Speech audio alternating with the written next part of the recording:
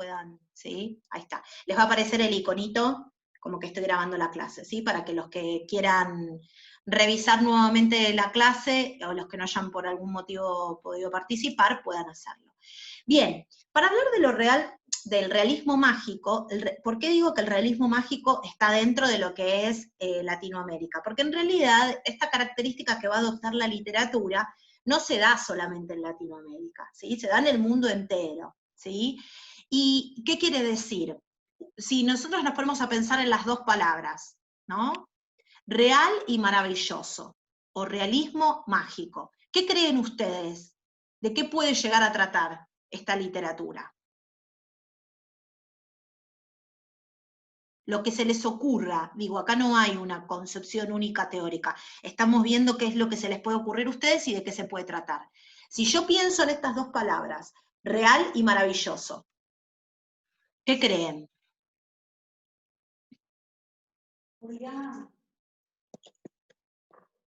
Una idea. ¿De qué creen que se puede tratar?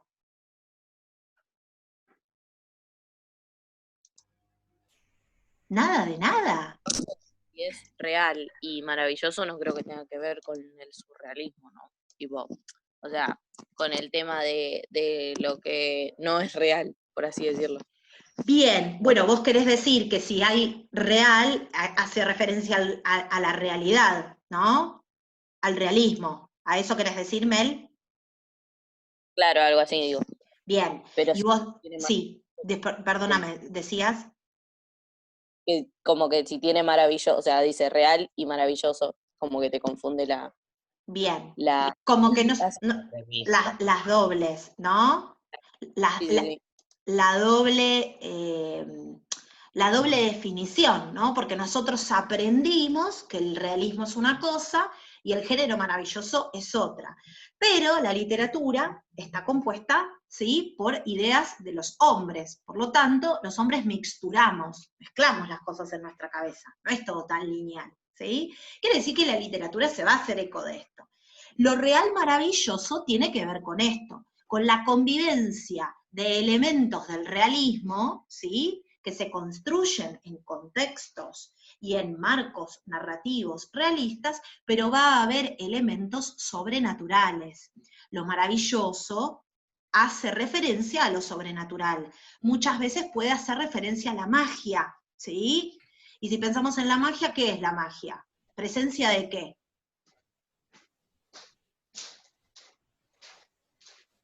Estás silenciada, Vicky, ¿eh? ¿Qué Ari hablaste? Que presenciamos seres fantásticos, seres que tienen poderes. No sé. Bien, muy bien, sí.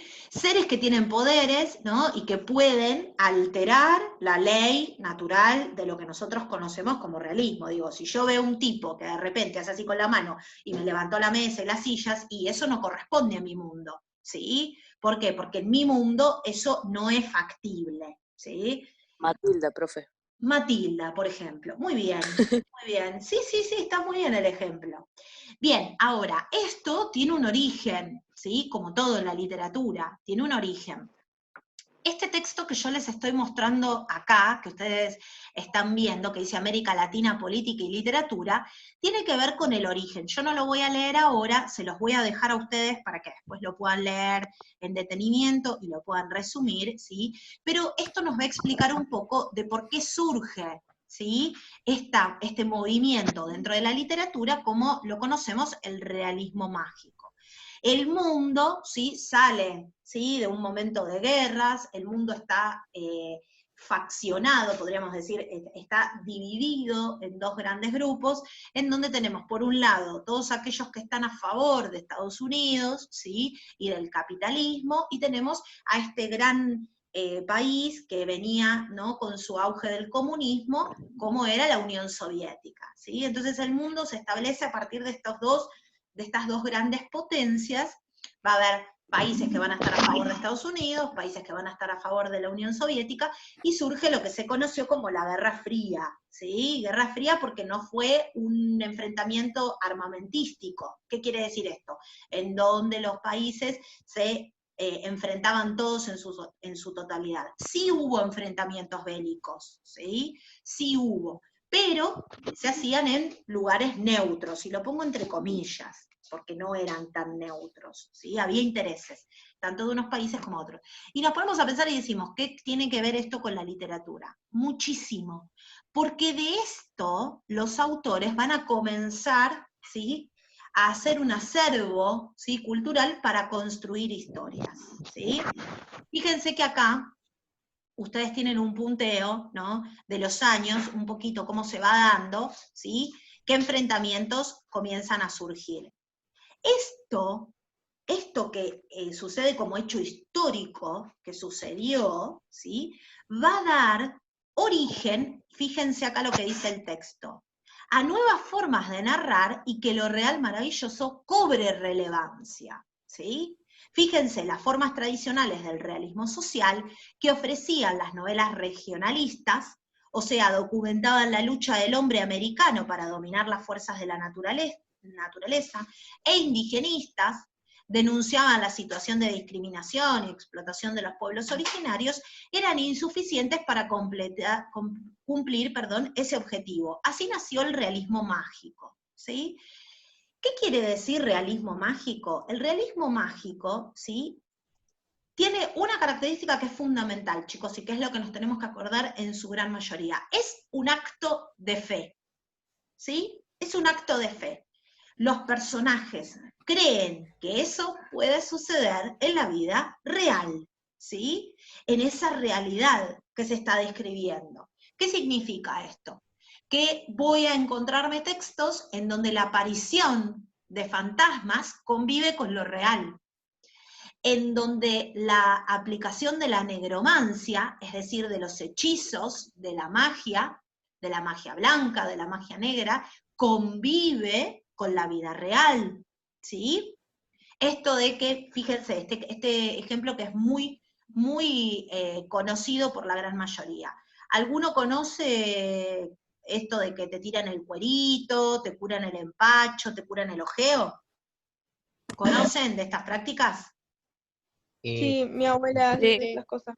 Bien, tu abuela hace, ¿no? Mi abuela también. Bueno, Sí, es eso, grande. exacto, se les dice curanderas, ¿no? Eso es realismo mágico, chicos. ¿Por qué? Cuando mi abuela me llama y me dice, ay, querida, estás re ojeada, te voy a curar del ojeo. Bueno, abuela, dale. Y ella me dice, en 15, 20 minutos tomate un té de manzanilla. Esa es mi abuela, ¿no? No todas son iguales. Tómate un té de manzanilla, un tecito. Yo creo que en 15 minutos, porque estoy con un dolor de cabeza terrible, no me tomo ibupirac, no me tomo paracetamol, no me tomo nada, a los 15 minutos me tomo el tecito, en media hora no tengo más dolor de cabeza. ¿Qué hizo? ¿Magia mi abuela? Hizo magia. Hay un acto de fe, ¿sí? Hay un acto de fe en el cual, de alguna manera, yo estoy acreditando que eso que mi abuela es una oración por medio del agua, el aceite, pin, pin, pin, todo lo que este rito lleva adelante, ¿no?, me va a curar. Hay un acto de fe. Yo creo que eso me va a curar. El realismo mágico es eso, ¿sí? Es un acto de fe. Creer que los personajes ficcionalizados en estas tramas van a llevar adelante estas cuestiones, ¿sí? ¿Esto queda claro? Sí. ¿Sí? Bien. Les hago una Sí, pregunta profe. antes de continuar. Acá hay una persona que dice Julieta Jime. No reconozco al usuario. Julieta Jimena, creo que es. ¿Es Julieta de los Santos, será? Sí, sí. Sí, esa es. Ah, ok, perfecto. sí, profe. Porque como, gracias chicos. Bien, bueno, estos textos que yo les estoy mostrando ahora, que no los vamos a leer, yo se los voy a dejar a ustedes para que los lean, ¿sí? Este que dice realismo mágico es la definición, lo real maravilloso nos habla sobre el origen, ¿sí? ¿Estamos hasta acá? ¿Esto quedó claro? Sí, profe. Sí. Perfecto, genial. Bien, consulta, ¿alguno de ustedes por esas casualidades se sintió súper motivado por esta profesora de literatura y leyó el primer capítulo de La Casa de los Espíritus? No. Mel me hace así. No, Me olvidé, profe. Qué feo, ¿no? Porque ataqué encima, la profesora es mala, manipuladora emocionalmente, dijo esta profesora, los motivó, horrible, horrible. Bueno, bien, no, igual yo estimaba y esperaba, porque además yo se los dejé como libertad, con libertad, no era algo obligatorio, ni que tenían que leerlo, ni mucho menos, y no me gusta obligar a leer tampoco. La idea era que si ustedes se sentían llamados, pudieran leer, ¿sí? Yo ya les comenté que de alguna manera íbamos a leer algunos fragmentos, ¿sí? Este texto, que yo ya lo subí en el muro de la clase de ustedes, ¿sí? Así que aquel que todavía por algún motivo no lo descargó y lo dejó para descargarlo ahora cuando lo comenzáramos a trabajar, tiene una breve introducción de la persona que hizo esta versión digital, ¿sí? Es una crítica literaria. No es muy conocida la chica, pero en las versiones que ella publica de forma digital hace como una breve reseña. Yo me voy a detener en algún párrafo. No se los voy a dar de lectura ahora, porque en realidad como no vamos a leer la totalidad de la novela, a mí me interesa que ustedes tengan un panorama general de qué se trata, ¿sí? ¿Conocen a Isabel Allende? ¿Han escuchado? ¿Han leído algo alguna vez? Escuché el nombre en algún libro en casa, nada más. De algún libro Yo en creo casa. que también me Bien. habré escuchado el nombre, pero no Ok, leí, me pero parece. leer no leyeron nunca nada. Bien, muy bien. Bueno, les cuento un poco. Isabel Allende es una escritora que en realidad ella nace en Perú, ¿sí? Sigue viva. Isabel Allende sigue editando libros. De hecho, hace muy poquito editó una nueva novela, que ahora no recuerdo su nombre, que está inspirada en un verso de Pablo Neruda, ¿sí? Poeta chileno.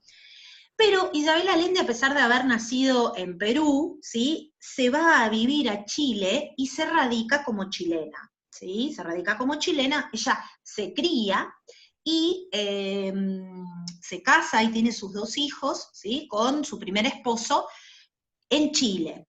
¿Qué sucede? Isabel Allende es sobrina del último presidente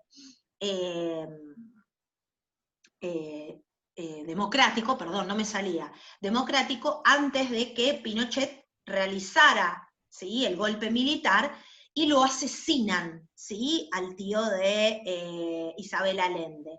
A partir de este motivo, ella se exilia a Estados Unidos y nunca más regresó a Chile. Tiene toda su familia viviendo, ¿sí? Ella tiene su madre, ¿sí? Unos tíos que viven en Chile, pero ella se radica finalmente en Estados Unidos. Ya cuando se exilia, primero viaja a Perú, después a Colombia y después termina yéndose a Estados Unidos, ya se había divorciado para ese momento, ¿sí?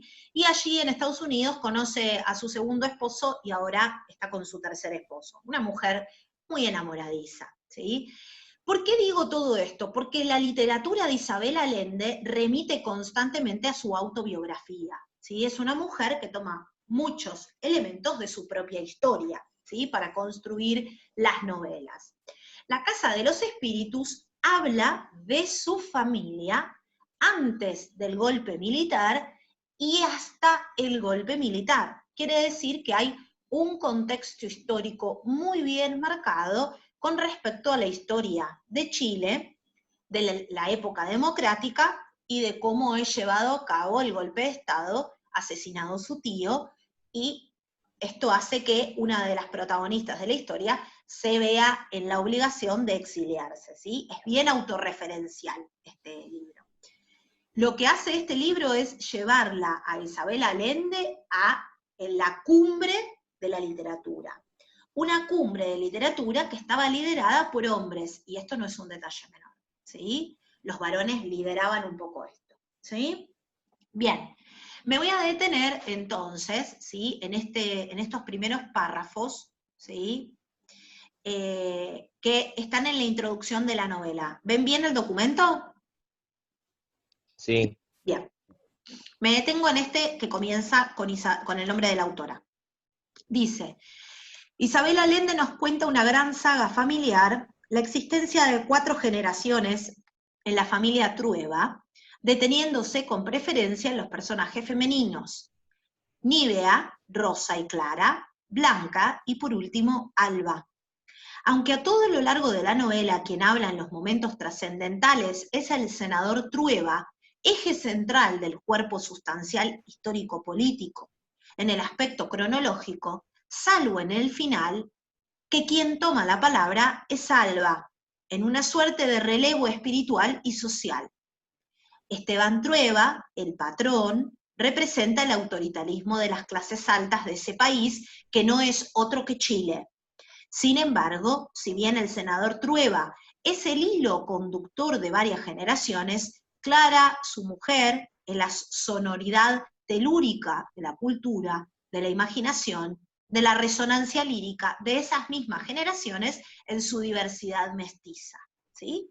Quiere decir entonces que esta historia se va a centrar en el Esteban Trueba, que es el varón principal, ¿sí?, de esta historia, y Clara, que va a ser su esposa, ¿sí? Y las generaciones que van a seguir, ¿sí? ¿Estamos hasta acá? Sí. Voy a continuar un segundito. Esto es para que ustedes tengan un panorama general de la novela, porque repito, no la vamos a leer toda. Isabel Allende expone los horrores de la junta militar, pero también los peligros, no menos siniestros, de una dictadura marxista. Los personajes jamás deambularán con pasos extremistas y dislocados de un discurso a otro. Viajarán por dentro de ellos con desplazamientos excesivos.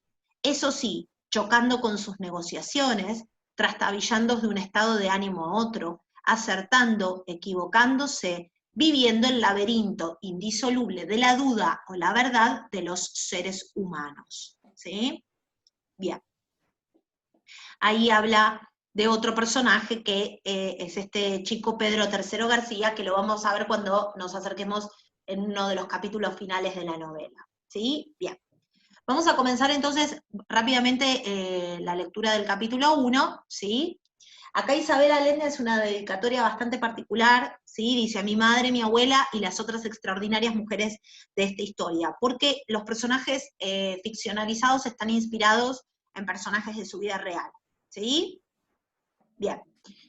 Tenemos como anclaje, ¿sí?, que nos va a contar un poco esta cita de qué se trata la historia, un breve verso, ¿sí?, extraído de la poesía de Pablo Neruda. Dice: ¿cuánto vive el hombre, por fin?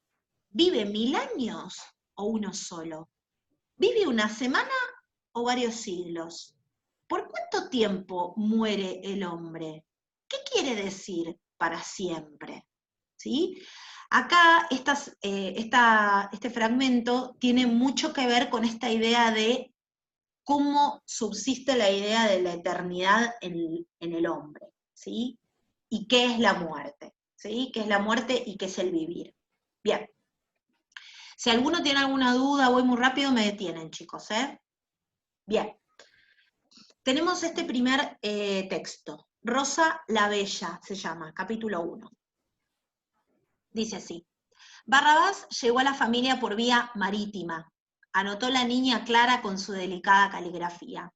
Ya entonces tenía el hábito de escribir las cosas importantes, y más tarde, cuando se quedó muda, escribía también las trivialidades, sin sospechar que 50 años después sus cuadernos me servirían para rescatar la memoria del pasado y para sobrevivir a mi propio espanto.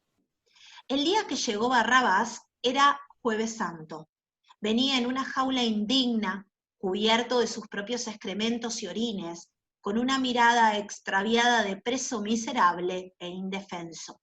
Pero ya se adivinaba, por el porte real de su cabeza y el tamaño de su esqueleto, el gigante legendario que llegó a ser. Aquel era un día aburrido y otoñal, que en nada presagiaba los acontecimientos que la niña escribió para que fueran recordados, y que ocurrieron durante la misa de 12, en la parroquia de San Sebastián, a la cual asistió con toda su familia. En señal de duelo, los santos estaban tapados con trapos morados que las beatas desempolvaban anualmente del ropero de la sacristía, y bajo las sábanas de luto, la corte celestial parecía un amasijo de muebles esperando la mudanza, sin que las velas, el incienso o los gemidos del órgano pudieran contrarrestar ese lamentable efecto. Se erguían amenazantes bultos oscuros en el lugar de los santos de cuerpo entero, con sus rostros idénticos de expresión constimpada, sus elaboradas pelucas de cabello de muerto, sus rubíes, sus perlas, sus esmeraldas de vidrio pintado y sus vestuarios de nobles florentinos. El único favorecido con el luto era el patrono de la iglesia, San Sebastián, porque en Semana Santa le ahorraban a los fieles el espectáculo de su cuerpo torcido en una postura indecente, atravesado por media docena de flechas, chorreando sangre y lágrimas como un homosexual sufriente, cuyas llagas milagrosamente frescas, gracias al pincel del padre Restrepo, hacían estremecer de asco a Clara. En esa una larga semana de penitencia y de ayuno no se jugaba baraja, no se tocaba música que incitara a la lujuria o al olvido, y se observaba, dentro de lo posible, la mayor tristeza y castidad, a pesar de que justamente en esos días el aguijonazo del demonio tentaba con mayor insistencia la débil carne católica. El ayuno consistía en suaves pasteles de hojaldre, sabrosos guisos de verdura, esponjosas tortillas y grandes quesos traídos del campo, con los que las familias recordaban la pasión del Señor, cuidándose de no probar ni el más pequeño trozo de carne o de pescado, bajo pena de excomunión, como insistía el padre Restrepo. Nadie se habría atrevido a desobedecerle. El sacerdote estaba provisto de un largo dedo incriminador para apuntar a los pecadores en público y una lengua entrenada para alborotar los sentimientos. Tú, que has robado el dinero del culto, gritaba desde el púlpito señalando un caballero que fingía afanarse en una pelusa de su solapa para no darle la cara. Tú, desvergonzada, que te prostituyes en los muelles, y acusaba a doña Esther Trueba, inválida debido a la artritis y beata de la Virgen del Carmen, que abría los ojos sorprendida sin saber el significado de aquella palabra, ni dónde quedaban los muelles. Arrepentíos, pecadores, inmunda carroña, indignos del sacrificio de nuestro Señor. Ayunad, haced penitencia. Llevado por el entusiasmo de su celo vocacional, el sacerdote debía contenerse para no entrar en abierta desobediencia con las instrucciones de sus superiores eclesiásticos, sacudidos por vientos de modernismo que se oponían al cilicio y a la flagelación. Él era partidario de vencer las debilidades del alma con una buena azotaina de la carne. Era famoso por su oratoria desenfrenada. Lo seguían sus fieles de parroquia en parroquia. Sudaban, oyéndolo describir los tormentos de los pecadores en el infierno, las carnes desgarradas por ingeniosas máquinas de tortura, los fuegos eternos, los garfios que traspasaban los miembros viriles, los asquerosos reptiles que se introducían por los orificios femeninos y otros múltiples suplicios que incorporaban en cada sermón para sembrar el terror de Dios. El mismo Satanás era descrito hasta en sus más íntimas anomalías con el acento de Galicia del sacerdote, cuya misión en este mundo era sacudir las conciencias de los indolentes criollos. Severo del Valle era ateo y masón, pero tenía ambiciones políticas y no podía darse el lujo de faltar a la misa más concurrida cada domingo y fiesta de guardar, para que todos pudieran verlo. Su esposa, Nívea, prefería entenderse con Dios sin intermediarios. Tenía profunda desconfianza de las sotanas y se aburría con las descripciones del cielo, el purgatorio y el infierno, pero acompañaba a su marido en sus ambiciones parlamentarias, en la esperanza de que si él ocupaba un puesto en el Congreso, ella podría obtener el voto femenino, por el cual luchaba desde hacía 10 años, sin que sus numerosos embarazos lograran desanimarla. Ese Jueves Santo, el padre Restrepo había llevado a los oyentes al límite de su resistencia con sus visiones apocalípticas, y Nívea empezó a sentir mareos. Se preguntó si no estaría nuevamente encinta. A pesar de los lavados con vinagre y las esponjas con hiel, había dado a luz 15 hijos, de los cuales todavía quedaban 11 vivos, y tenía razones para suponer que ya estaba acomodándose en la madurez, pues su hija Clara, la menor, tenía 10 años. Parecía que por fin había cedido el ímpetu de su asombrosa fertilidad. Procuró atribuir su malestar al momento del sermón del padre Restrepo, cuando la apuntó para referirse a los fariseos que pretendían legalizar a los bastardos y al matrimonio civil, desarticulando a la familia, la patria, la propiedad y la iglesia, dando a las mujeres la misma posición que a los hombres, en abierto desafío a la ley de Dios, que en ese aspecto era muy precisa. Nibia y Severo ocupaban con sus hijos toda la tercera hilera de bancos. Clara estaba sentado al lado de su madre, y ésta le apretaba la mano con impaciencia cuando el discurso del sacerdote se extendía demasiado en los pecados de la carne, porque sabía que eso inducía a la pequeña a visualizar aberraciones que iban más allá de la realidad, como era evidente por las preguntas que hacía y que nadie sabía contestar. Clara era muy precoz y tenía la desbordante imaginación que heredaron todas las mujeres de su familia por vía materna. La temperatura de la iglesia había aumentado, y el olor penetrante de los cirios, el incienso y la multitud apiñada contribuían a la fatiga de Nibia. Deseaba que la ceremonia terminara de una vez, para regresar a su fresca casa, a sentarse en los corredores de los helechos y saborear la jarra de horchata que la nana preparaba los días de fiesta. Miró los helechos,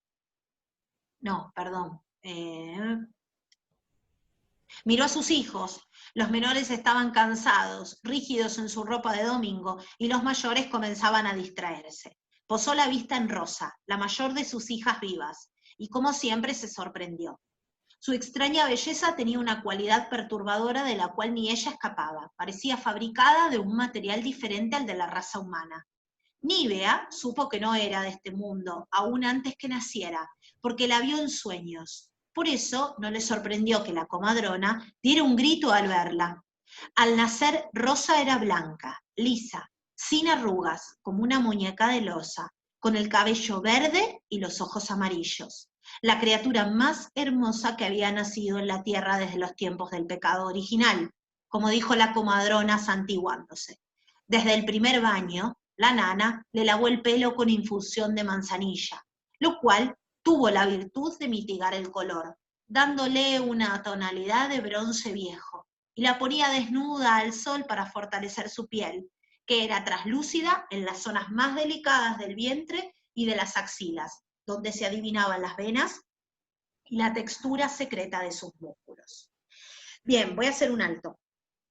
Primero porque nos quedan poquitos minutos, y segundo porque el texto, como vieron, es bastante condensado, ¿no?